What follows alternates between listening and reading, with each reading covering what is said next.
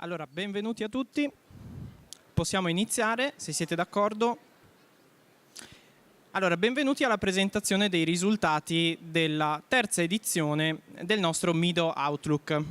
Di che cosa stiamo parlando? In buona sostanza. But what are we talking about? Every 6 months, we at GRS, Research and Strategy, conduct a quite large market analysis in the eyewear industry on behalf of MIDO. And today you're going to have a preview of the results for this third edition.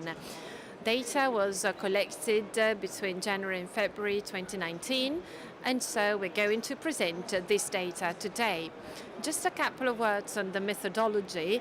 We used the CAVI methodology, that is a questionnaire sent by email, and over 1,300 companies responded and answered the question. So companies in the eyewear industry from over 98 countries. Let's have a look at the numbers that we've collected. 1,331 respondents for a total amount of about 100,000 companies, so it's a quite comprehensive sample, 1.4% response rate, and we've collected about half of the complete responses. The questionnaire was relatively long. A complete response means that respondents devoted some time to answer all the questions. 23% of the respondents used mobile devices and tablets, so a very responsive target from this viewpoint. Let's have a look at the facts and figures, but let's start with the profiling information. I will speak in Italian. The slides will be in English, so we hope we can be well understood by everybody. Let's start with the first variable, that is geography. Where do respondents come from? First of all, we have to point out that we have a 50-50, so 50% Italians and 50% of the companies coming from the rest of the world, so 50% foreign companies and 50% domestic companies. In Italy, about 40% of the companies are located in the northwest, 25% in the northeast, southern islands 19%, and finally 15% center Italy. Here you see the breakdown by region, 33%, Lombardy, 33% of respondents. Then second, Veneto with 17%, Tuscany 6.5%, Emilia-Romagna, Lazio, and all the others. We have all the 20 regions represented here. So, and here you see the heat map to see who responded to our questionnaire. You see most of the companies are based in Milan, then the Veneto region, which is well known for manufacturing, and the rest of Italy. As far as continents are concerned, we received answers from all the 5 continents, and well, most of the feedbacks came from Europe, 71%. Asia is the second best represented continent with 13%, America 10%, Africa 5%, and 0.9% of our heroes who responded from Australia. Here you see the ranking for foreign countries, 5.8% US companies. Second, Brazil, it's a new entry. Spain and France, third, ranking third, and then India, UK, and all the others. 98 countries were represented, as we said, and so the last bar is other, which of course gets an important weight with all the countries all together. Here too, we drew a heat map to visualize the representation of the different countries, and as you can see, we got feedbacks from all the nations where the eyewear industry is present. Let's talk about now. Let's talk now about the macro category with the breakdown of data. 41% of the companies were retailers, 23.3% wholesalers, so distributors, 19% manufacturing companies, production, and 11% services companies. And finally, the rest, 5% for others. Let's see whether there are any differences between the continent and the macro category in terms of distribution. You see that in Europe, retailers are predominant, but also other categories are well represented, services, manufacturing, or distributors. In Asia, however, the situation is different. As you can see, wholesalers have the lion's share. In the Americas, we have a sort of balance between wholesale and retail, but with greater focus on wholesale, and very few manufacturing companies in Africa and Oceania, although the sample size was relatively small. In Italy, you see that in Northwest we have mostly retailers, but also wholesalers, services and manufacturing companies are present. In the Northeast, we have a better balance. Manufacturing companies are stronger in this case in terms of distribution. In southern Italy and in the center, you see that retailers, so the traditional optic centers, are predominant. So that's the snapshot as far as Italy is concerned. Some additional information now about the respondents. The size of the company first, both in terms of number of employees and in terms of turnover. Here you see the number of employees, and as you can see, respondents are mostly small-sized, because as you can see, well, they generally have up to 15 employees, but also very large companies get a very nice share. So especially for wholesale and manufacturing, we got answers from very large companies too. Here you see the breakdown, and you see that in retail we have very small companies responding to our questionnaire, the typical optical centers with less than 5 employees or up to 5 employees. Wholesale, well, the situation is a bit more flat. And in the manufacturing among the manufacturing companies, we have both very small companies and multinationals or very large companies with many employees. Services, well, in this case, mostly retail, mostly small companies, and then the rest.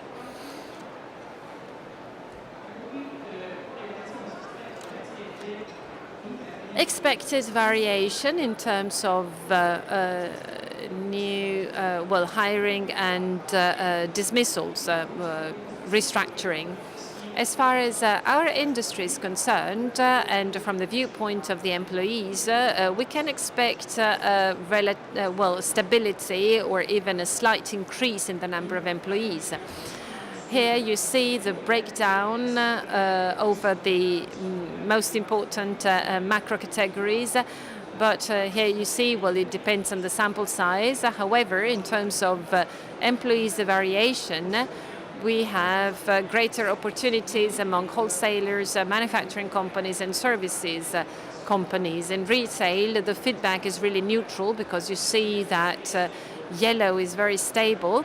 However, considering that these companies are much smaller, this does make sense, because it is much more difficult to think about any changes in the number of headcounts.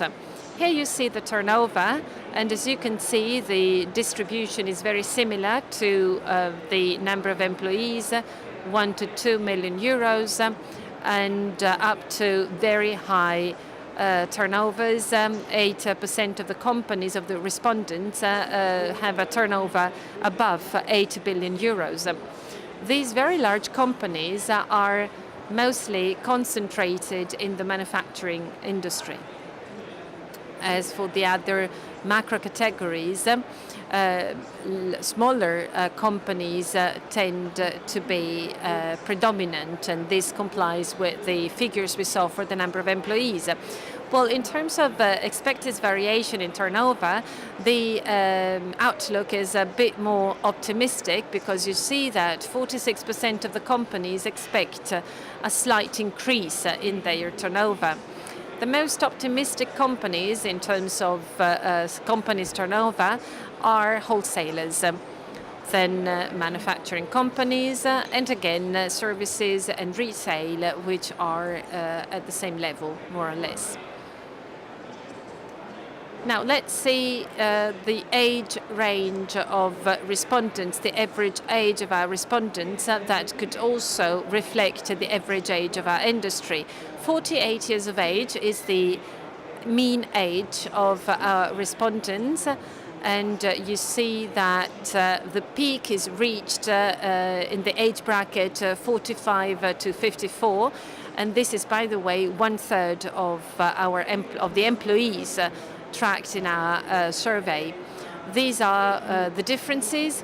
The youngest industry, the youngest sector, is the services sector, with an average age which is 2 years younger than the mean average, followed by retail. 47 years of age is the mean age, then manufacturing, and wholesale, 49.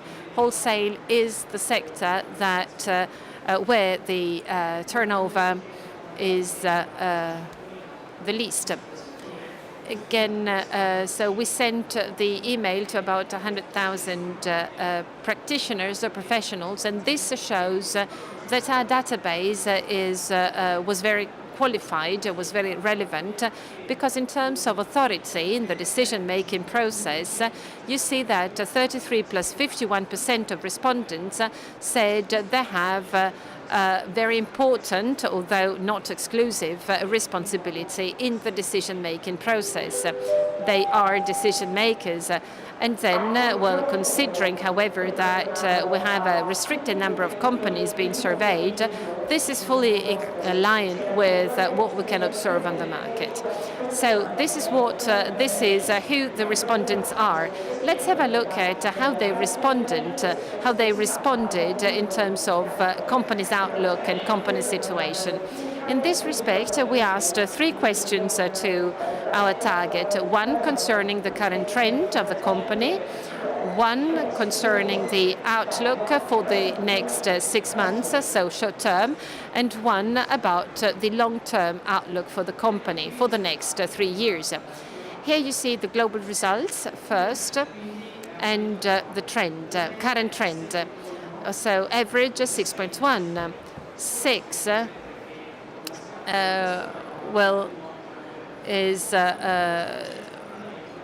slightly more than satisfactory, because you see that scores range from 1 to 9. 1 to 3 are to be considered as negative. 4, 5, and 6 are neutral, and they account for about 44%. However, 47.4% of the sample said they are pretty satisfied with the current trend of the company. So that's the present time. Let's have a look at the future, and you see from 6.1 we move to 6.2. Well, this is not such a great success. However, we can say that there's a slight optimism, especially if we consider that 50% of the sample are optimistic. In the long term, 6.2 becomes 6.4. This means that in the next 3 years, we can expect an even more positive trend among these positives, and those who are optimistic increase to 53.7%. Well, this is the general data, however. Let's have a look at the individual respondents, which is a much more relevant and interesting piece of information. You see that the most optimistic sector is the manufacturing sector, and you see that the feedback is much better than the other macro categories throughout all our KPIs. And you see that there's quite a huge gap. We can also see a positive trend in services, wholesale and retail, although the curve is much more flat, and so optimism is not that strong. A counter trend can be seen in other companies that are not included in these four macro trends, and these are companies that do not see an improvement in the long term. By continent, well, in this case, the chart is even more interesting. It seems as if the most optimistic ones are US companies with a score over 7 in the long term, and also from Oceania. The respondents from Oceania, well, they are also quite confident. In Europe, instead, unfortunately, well, the trend is much more flat, so the outlook is stable, let's say. Africa and Asia are the two continents that record a more optimistic trend, and these are also the companies that grow. Let's see how things change the optimism of our enterprises with reference to their size. The interesting element, I help you read the slide, the darker the dot, the bigger the company. Basically, you see that when the color gets darker, when the company size increases, you have an increasing optimism perceived by companies. As a consequence, those companies that are more structured are more optimistic. Other feedbacks we have collected from our partners, critical issues of the optical industry. Here you see global data, first position, and it doesn't surprise us. Fiscal, regulatory and bureaucratic elements. This sector, just like many other sectors, feels burdened by bureaucracy. Second position, selling price, so strong competition. Companies undergo in interfacing with the other operators. Third position, workforce cost. Then the fact that we are in a fast-changing sector, and raw material cost, and from here downwards less relevant critical issues. And let's see if there are differences in terms of continent macro category. I help you read such complex slides.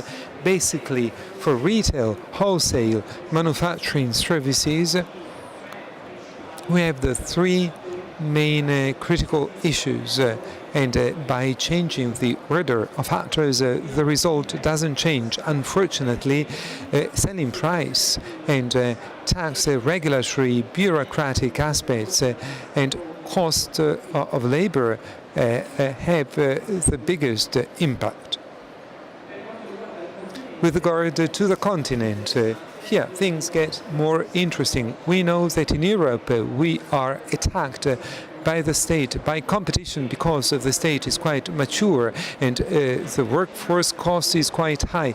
In Asia, instead, workforce cost, you don't find it. It's the one before the last. But there are difficulties in getting paid. With regard to, instead, the Americas, it's similar to Europe. Africa, instead. In Africa, you have a concern about patents, patent protection. Well, let's focus on products and let's see what our companies said about products and the product they have to do with. Basically, companies produce sunglasses, obviously, frames for eyeglasses, just like reading glasses, ophthalmic lenses, cases and accessories, contact lenses and other accessories for eyeglasses. These are the products, and to go down all the other items, and those that responded, I work with ophthalmic lenses, we asked them what's the trend for this product. And here you see the results, global results. The product that at the moment is stronger is IT systems for optics and services for opticians. The sector is switching to the digital and from 50, it is considered to be growing 53%, and all the others to follow. And ophthalmic lenses have a good position, and eyeglass frames a good position. Less well, you see, sunglasses, and for the second consecutive edition, sunglasses don't have a positive feedback. Just 29% declares they have a growth. Something else important to understand, importance of product characteristics for sunglasses and eyeglasses, two products that are perceived in a different way by consumers. In this case, you have this type of classification for sunglasses, prescription glasses.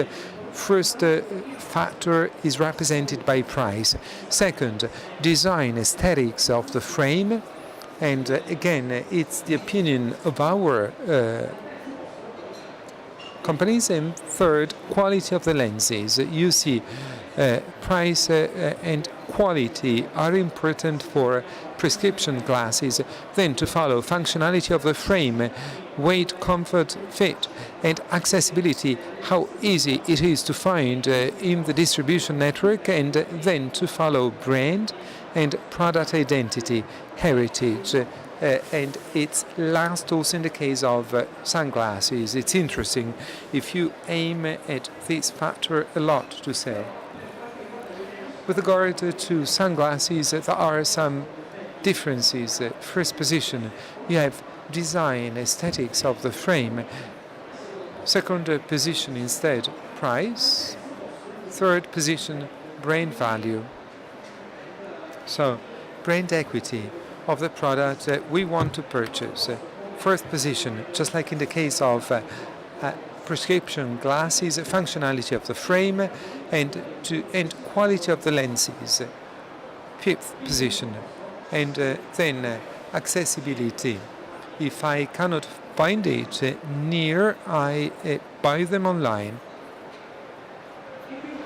And here, something else. We asked wholesale companies and retail companies what the importance of private label is. We asked such companies, do you have a private label line of product?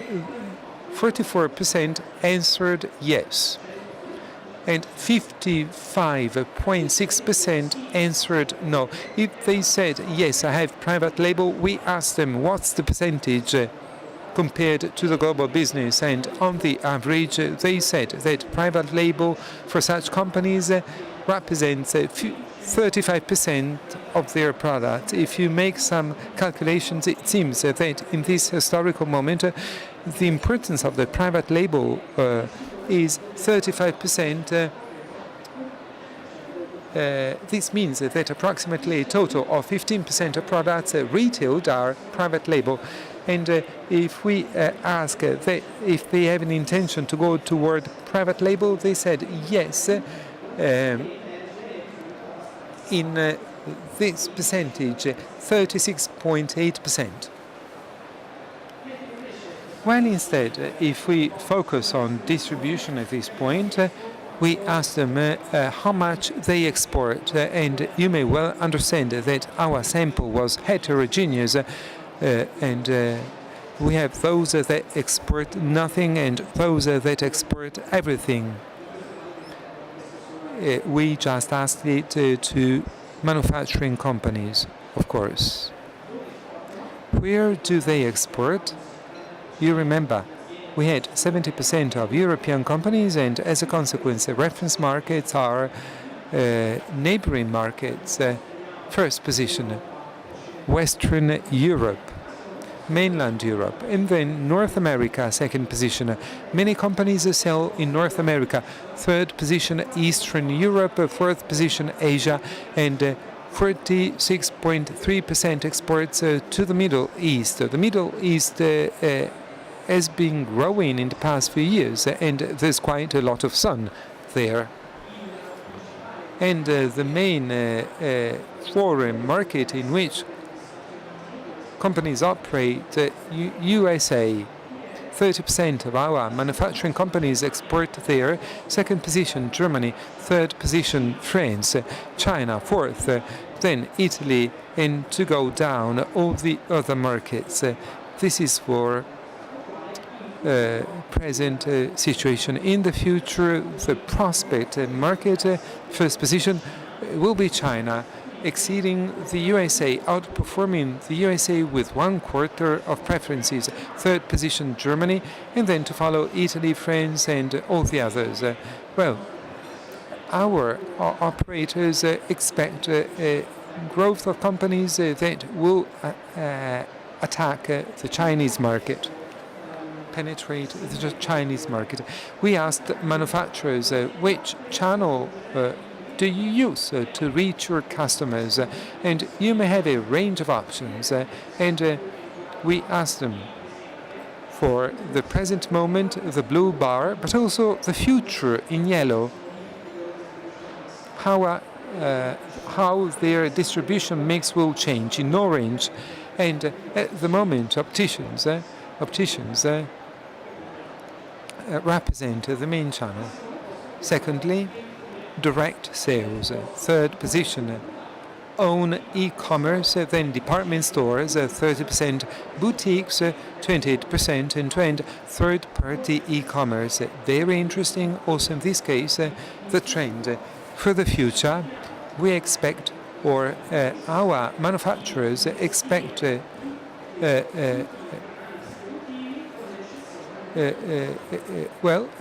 with the exception of own e-commerce, they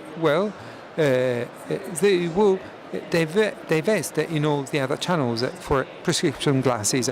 For sunglasses, it's the same, however, and opticians that today have 70% of the market in terms of the sales channel. In the future, they will get to 50%, and they will be outperformed by own e-commerce. It's a challenge, and it's also a strong signal that the industry is giving us on the impact of the digital channel in the distribution of glasses, prescription glasses, but also sunglasses. And in this case, we asked, focusing on retail companies, opticians, if there are some changes in their distribution mix. Yes, in 90% of the cases, they sell direct in store. It's the core business.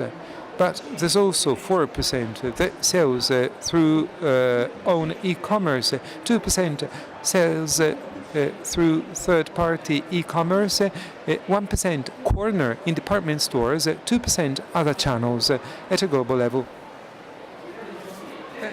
The level of the continent, it's interesting to see how Europe is aligned with the global average, while Asia instead, you see, direct sale is less to the benefit of other channels and own e-commerce. Americas are quite similar to Europe, even if again with the e-commerce they are more advanced, and in Africa the corner in department stores represents an important element. In trend, let's speak about liquidity. Let's focus on liquidity. And here we asked the first question, and we asked them what the average collection period was for the company. Payment terms, 44% says up to 30 days, and 24% 60 days, 18% 90 days, and then 15% says that they sail in stormy waters. And it's interesting to consider macro categories. Retail opticians collect money immediately. Wholesale distribution and it was the most optimistic segment of my sample. At the level of liquidity, you see they are not in the best position, and it seems that distributors are the last ones to be paid. Manufacturing. Distribution is quite flat. You have those that can get paid immediately, but also a percentage that gets paid beyond 150 days. In the case of services, the situation is more reassuring. The level of global liquidity of the eyewear company is approximately 6.0. So the feedback is not so positive, and you have 6 and 7, as you see, in our ranking. And apart from liquidity, you also have the theme of access to credit. When such companies have to do with banking institutions, they can have credit, but not so positive terms. 5.7%, not so good. And then, trend, keeping up to date. How our companies keep up to date about the novelties of the sector. We are at a trade fair. It's quite interesting to see how in the first position you have exhibitions. Exhibitions are the number one factor for companies to get updated, which is reassuring. Second position, websites. And it's not the end of the story.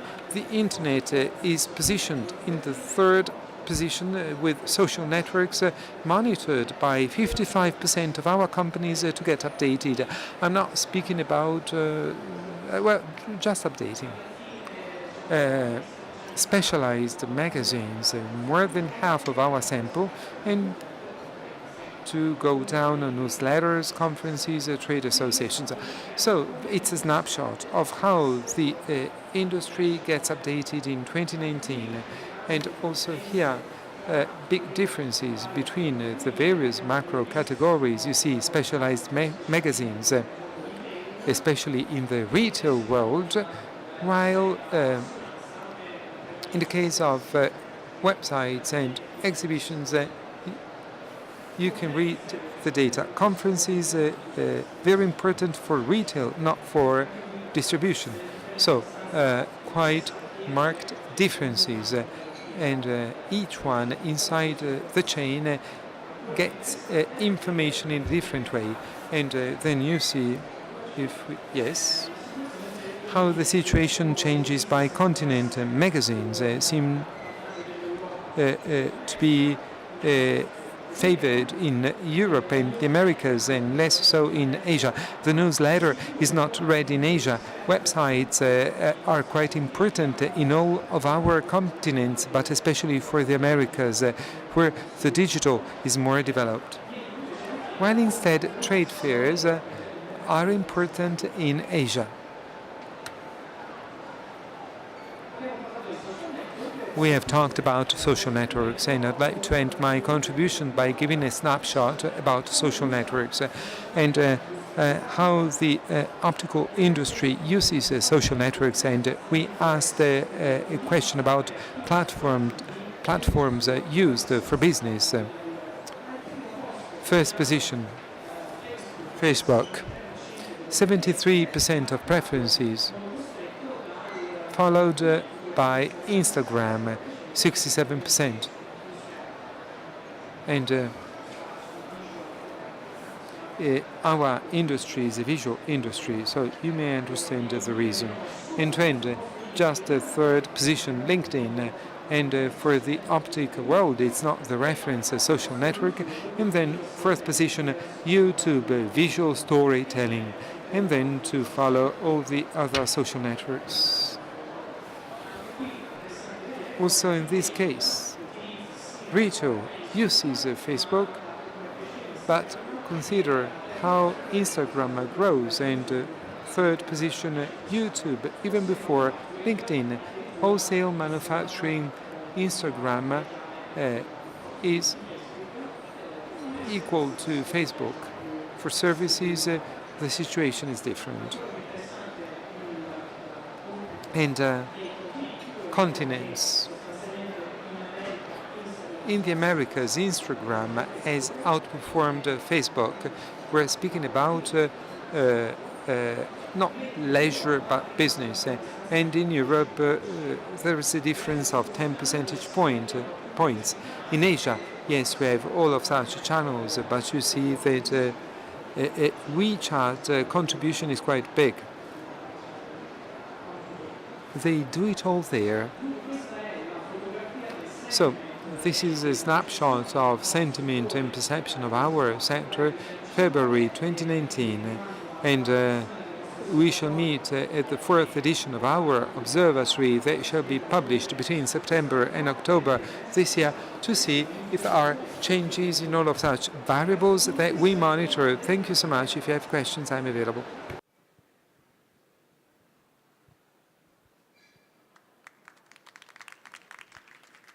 Grazie mille, in caso contrario io sono disponibile per qualsiasi delucidazione. Thank you so much. If you need, I'm available. Enjoy lunch.